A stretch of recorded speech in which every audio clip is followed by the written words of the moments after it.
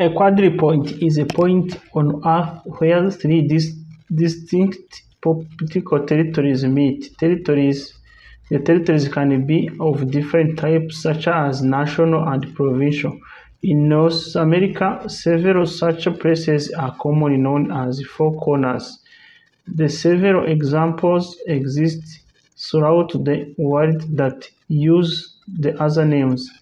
The word quadripoint that do not appear in Oxford English Dictionary or Macmillan Webster online, though it has been used since 1964 by the Office of the Geographer of United States Department of State, and appears in the Encyclopedia Britannica, as well as in World Factbook article on Botswana, Namibia, Zambia, and Zimbabwe, dating as far back as 1990.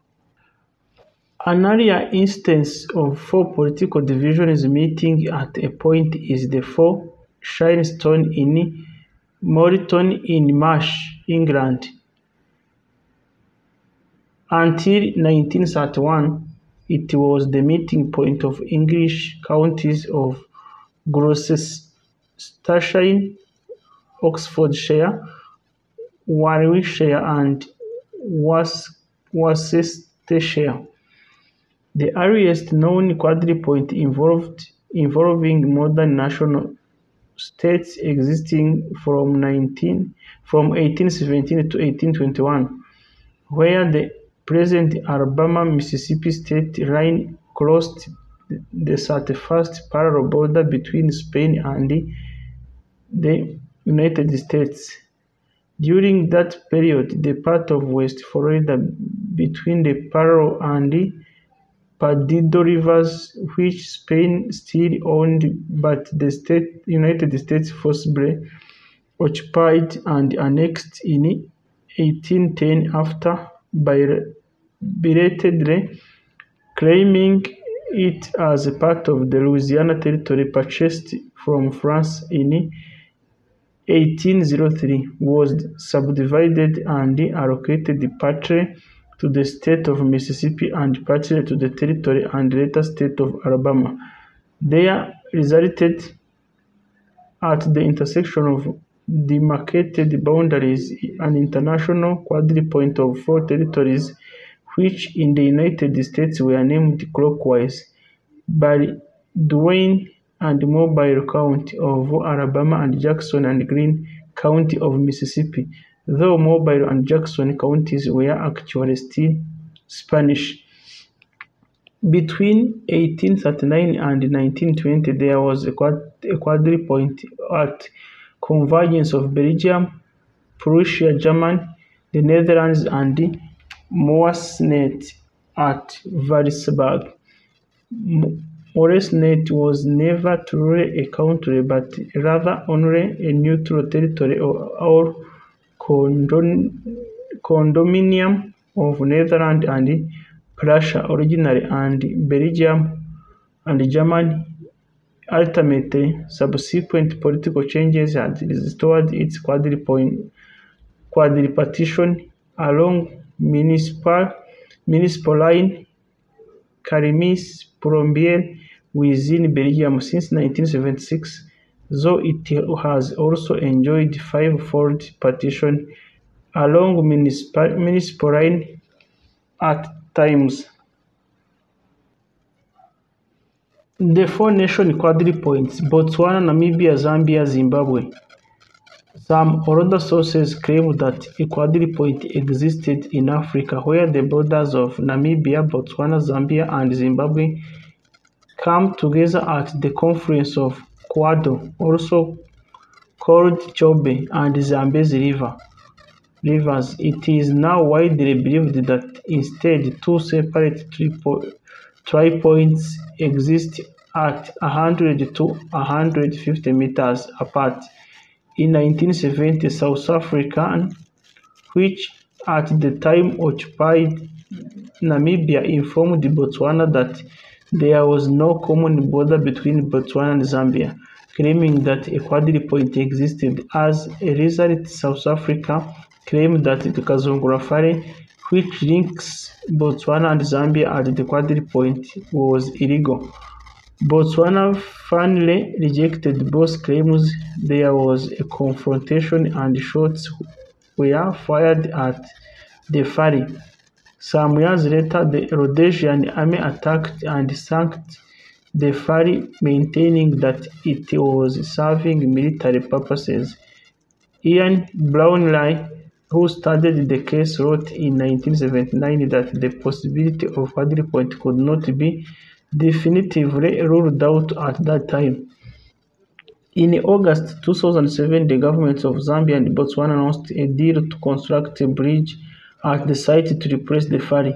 The existence of a short boundary of about 150 meters between Zambia and Botswana was agreed by all four states in the 2006-10 period and is shown in the African Development Fund's project map. This matches the data kept by the Office of Geographers under the U.S. Department of State.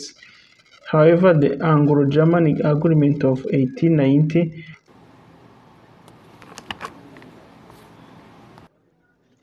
separates the Tarwe junction of Chobe and Zambezi, which today falls within the demarcated limits of Zimbabwe, is the eastward limit of the Chapriv Strip in today's Namibia. Moreover, it was reported in 2014 that Namibia actually granted Botswana and Zambia an easement to build their bridge across what all the three parties conquered was Namibian territory.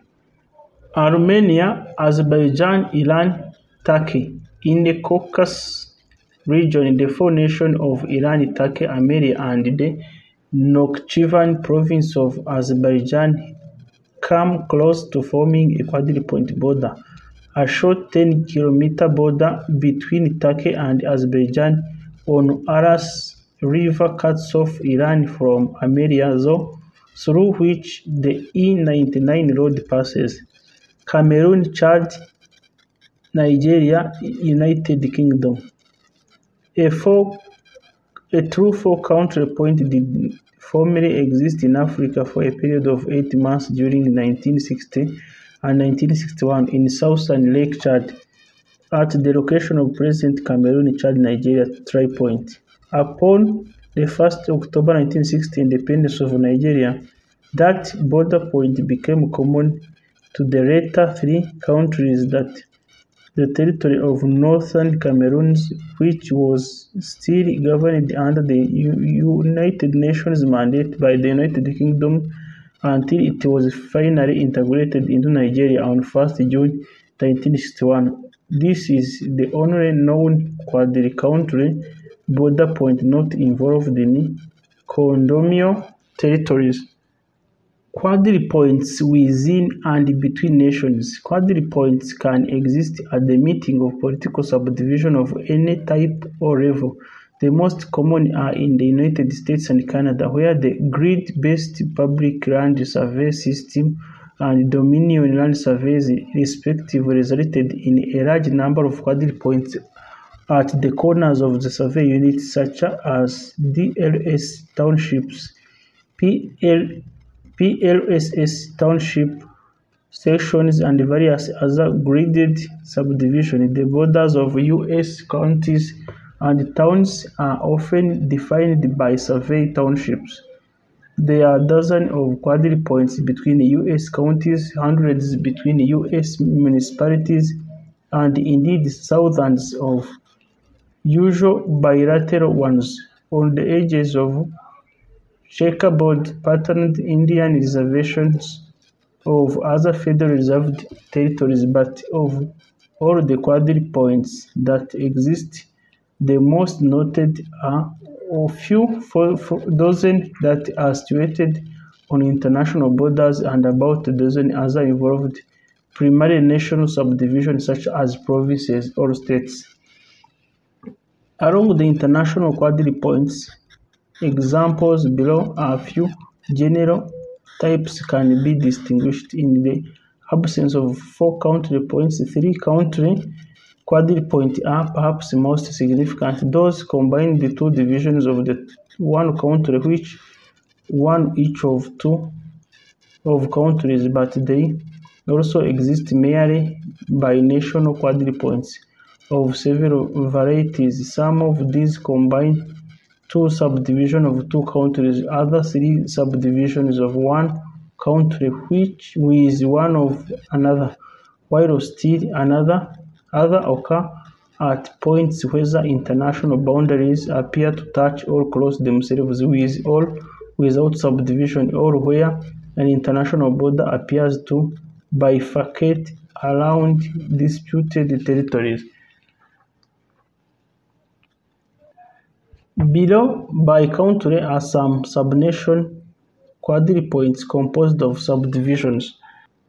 Algeria, Mali, Mauritania. Two districts of Adala province, Algeria, namely Jodi, Mokhtar, and Legan, meet the Timbuktu Secret of Timbuktu region, Mali, and the Bir Mogre department of Teris Zone region, Mauritania. Argentina province of La Pampa, Rio Negro, Mendoza, and Negev may meet at degrees. Rio Negro has disputed this since 1966. The survey cast the existing boundary convergence into some doubts.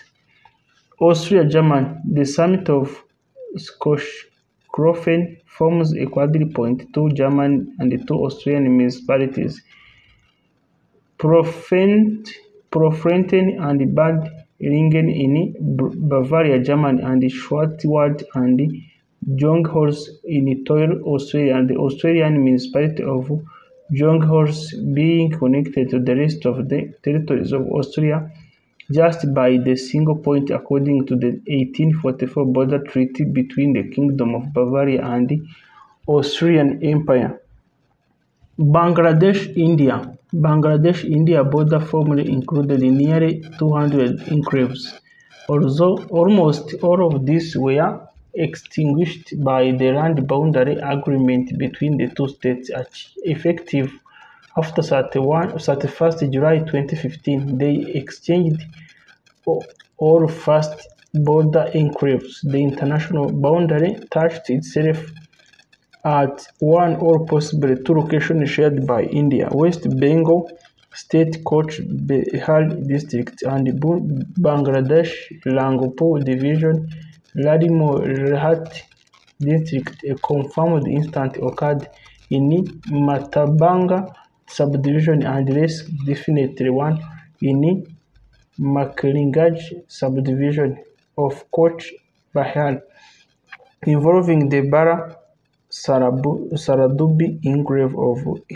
Itibanda Nata and the Jot Nijama enclave of Portgram land, respectively. Both were eliminated by agreement. The international stature of these enclaves have been intermittent since Mongol times and was a result of Radcliffe Award of 1947.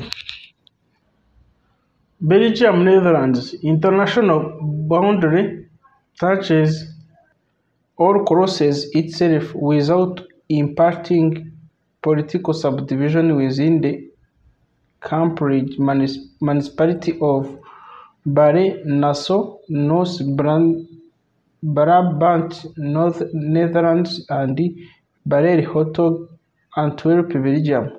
The peculiar situation which occurs at Baren but once at the touch point of Belgium enclave H1 and H2 has existed at least historically since about 1198, but its current international distinction dated only from 1830. Benin, Burkina Faso. Since 2009, Benin and Burkina Faso have jointly administered a neutral zone called Karou or Kalo that lies tangent to their boundary junction with Togo, producing the short of tri-country quadripoint that adjoined the disjunct Morrisnet neutral zone illustrated above. Canada. The creation of Canadian territory of Nunavut might have resulted in the creation of a quadripoint between the provinces of Saskatchewan and Manitoba, and the territories of Nunavut and Northwest Territory. Nunavut was officially separated from the Northwest Territory in 1999, though the boundaries had been defined in 1993 by the Nunavut Act and the Nunavut Land Claims Agreement. Both documents define Nunavut's boundary at including the intersection of 60 degrees north latitude and 102 west longitude, being the intersection of Manitoba, Northwest Territory, and Saskatchewan borders. However, the northwest point of Manitoba-Saskatchewan border, as surveyed, is slightly off from 60 degrees north to 102 west degrees. Therefore, the laws are not perfectly clear about whether the Nunavut Northwest Territory boundary, which has not been surveyed, is to meet the other in the quadripoint or not.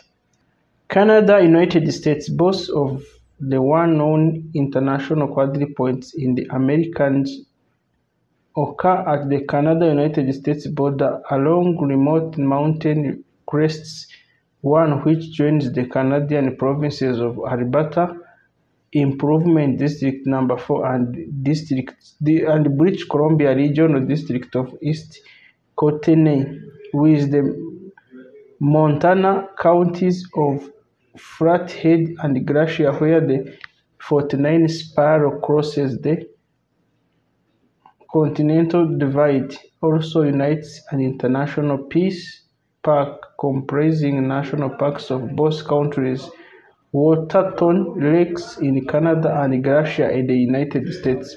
It has been politically important and precisely stipulated international boundary point which since 1818 has been monumented since 1876, now by a hollow metallic obeliscoid mark number 272, and has maintained a quadripartite status since 1893. The other of pair occurs in international boundary sector known as Highlands, at the ridge separating the Gulf of St. Lawrence watershed from the Gulf of Maine watershed, where the three main minor civil divisions of the states of Maine, namely Dennistown, Forsyth, and Sandy Bay Township, all in Somerset County, met the Granite Region County Municipality of the province of Quebec. This quadripoint, which was legally delimited in 1873 and validated in 1895, is marked, like all the corners of minor civil division of Maine, by all brightly pointed 8-footed wooden pole. Colombia. There is a subnational quadripoint in Colombia at approximately coordinates 4 degrees 4407 north, 73 degrees 0304 west, at the confluence of Upia and Guavio rivers, where the borders of Boyaca, Casanare, Meta, and Cundinamarca departments came together. Croatia.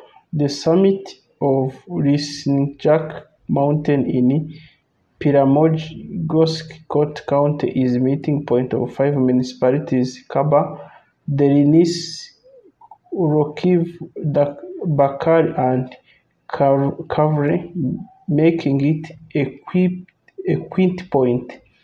The municipality of Vabanja, Drenovic, Bosinchak, and Nijomic in Vokova, Sringem County meet at Quadripoint just south after A3 motorway near Spasiva.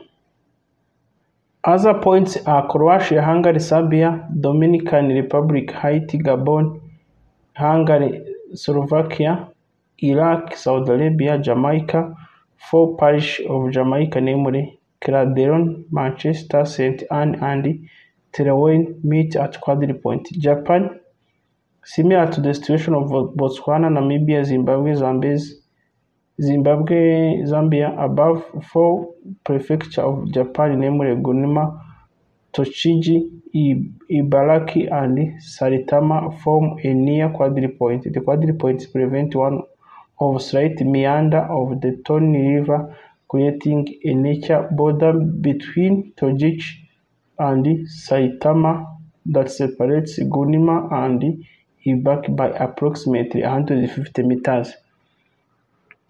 Kazakhstan and Russia. Quadripoint is created by Saratov Oblast, Samara Oblast, and Onraba Oblast from the Russian side of the border and West Kazakhstan region from Kazakhstan side. There is also Lithuania, Poland, Russia, Mauritania. 4 regions of Mauritania, namely Adar, Bakan, Tangant, and Traz meet at a point formed by an intersection of non-coordinate-oriented geodesic lines that define near borders. Norway, Sweden. On the border of Sweden and Norway, there is binational quadripoint where 2 counties of Norway, Trondheim and Nordland, meet 2 counties of Sweden, Västerbotten and Jämtland, at the international boundary mark number 204.